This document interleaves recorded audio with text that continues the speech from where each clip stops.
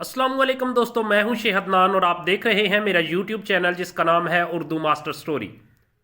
تو آج کی سٹوری بہت ہی انٹرسٹنگ ہونے والی ہے۔ تمام دیکھنے سننے والوں سے التماس ہے کہ ویڈیو کو لائک اور شیئر ضرور کر دینا۔ آج میں جنات کے بارے میں کچھ بتانے کا ارادہ رکھتا ہوں۔ جنات ایک ایسی مخلوق ہے جو پوری دنیا کے ممالک، مذاہب اور کلچرز میں کسی نہ کسی روپ میں نظر آتی ہے، لیکن جتنے لوگ ان کو مانتے ہیں شاید اتنے ہی لوگ ان کا انکار بھی کرتے ہیں۔ جہاں دور دراز کے دیہاتوں میں ہر چیز کا ذمہ دار جنات کو ٹھہرا دیا جاتا ہے، وہیں بہت ساری جگہیں ایسی بھی ہیں جہاں جنات کو صرف اور صرف قصے کہانیاں کہہ کر ٹال دیا جاتا ہے۔ لیکن ایک بات ہے کہ جنات کی تاریخ اتنی ہی پرانی ہے جتنی انسانی تہذیب کی اپنی۔ آپ چاہے وہ قدیمی عراق کی تہذیب ہو یا پھر ایران کے کوئی تہذیب ہو، جنات کی اتنی قدیم تاریخ سے متاثر ہو کر جن لوگوں نے سائنٹیفک علوم سے ثابت کرنا چاہا، انہوں نے کبھی انہیں وائرس یا کسی بیکٹیریا کا نام دے دیا۔ کچھ کے مطابق اصل میں جنات سے مراد خوردبین سے نظر آنے والے جاندار ہیں، اور کچھ بھی نہیں ہے۔ کچھ نے کہہ دیا کہ در حقیقت سرکش انسانوں کو ہی جنات کہا جاتا ہے، وغیرہ وغیرہ۔ سب سے پہلا سوال یہ ہے کہ جن آخر ہیں کیا؟ یہ بات تو تم نے سن رکھی ہوگی کہ عربی لفظ جن کا مطلب ہے وہ چیز جو نظر نہ آئے۔ سورہ رحمان اور سورہ الحجر میں لکھا ہوا ہے کہ جن کو پیدا کیا گیا آگ کی لپٹ سے۔ فرشتوں کی طرح اللہ تعالیٰ نے اس مخلوق کی کمپوزیشن ہی انسانوں سے مختلف رکھی۔ قرآن پاک میں جنات کا ذکر 29 مرتبہ آیا ہے، اور ایک تو پوری کی پوری سورت ہی یعنی سورت جن ہے، ان کے نام پہ رکھ دیا گیا ہے اس سورت کا نام۔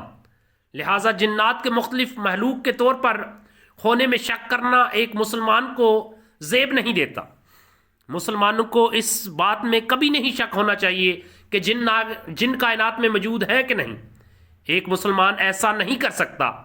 اگر تم مجھ سے سوال کرو پھر جنات دیکھنے میں کیسے ہوتے ہیں، تو میرا تم سے یہ سوال ہوگا کہ جانور دیکھنے میں کیسے ہوتے ہیں؟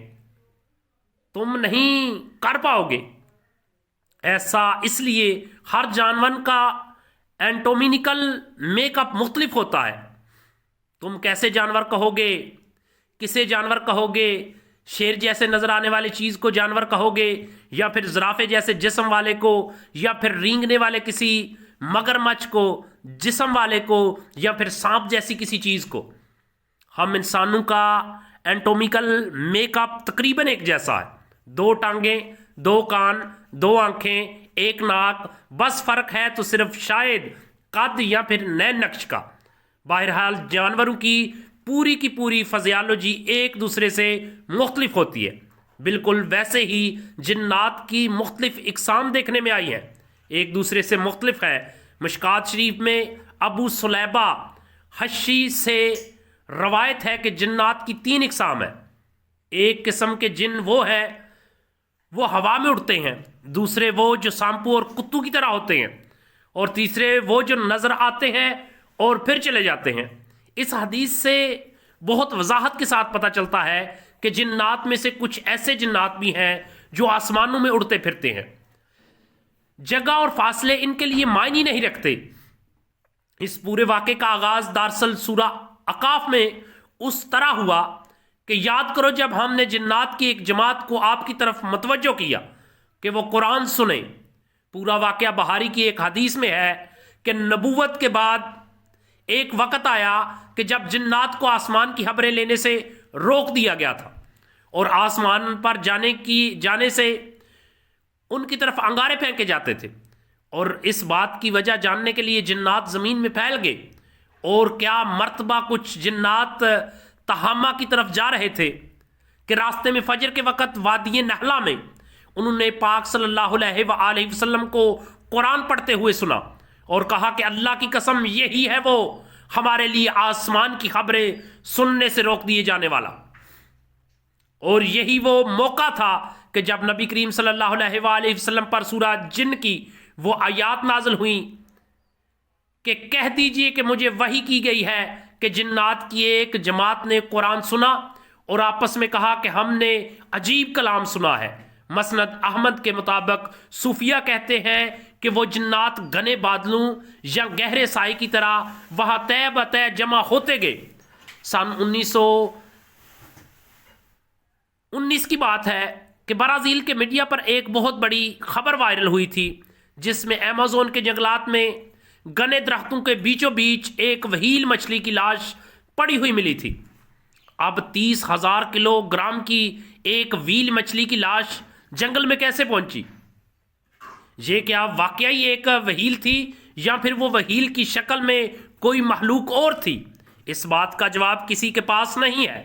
آپ سب نے حضرت سلیمان کو جنات پر حکومت دیے جانے کے بارے میں بھی سنا ہوگا۔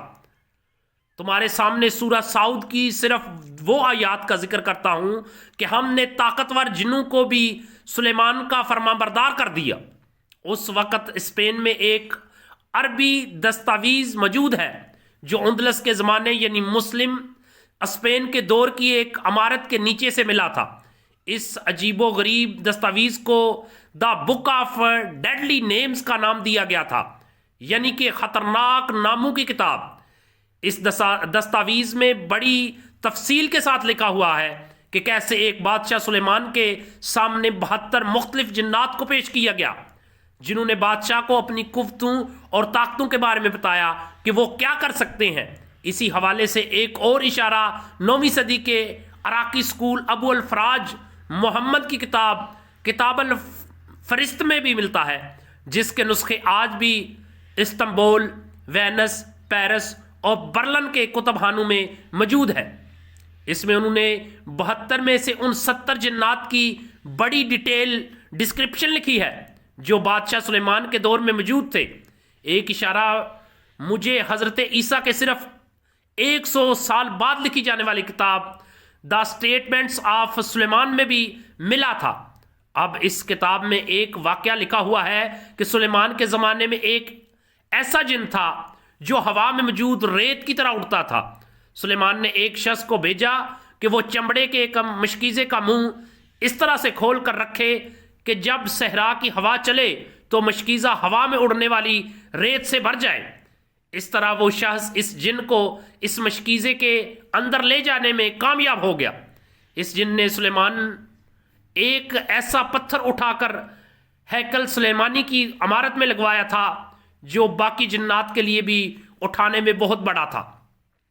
اس کتاب میں اور بھی کئی جنات کے متعلق لکھا ہوا ہے جن کے متعلق مختلف زبانوں مثلا عربی، عبرانی، یونانی زبانوں میں۔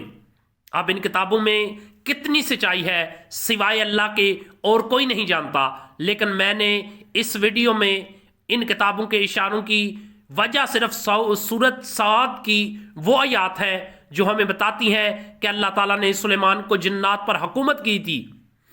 وہ جنات جو قیدی بھی تھے، آزاد بھی تھے، جو ممار بھی تھے اور غوطہ زن بھی تھے۔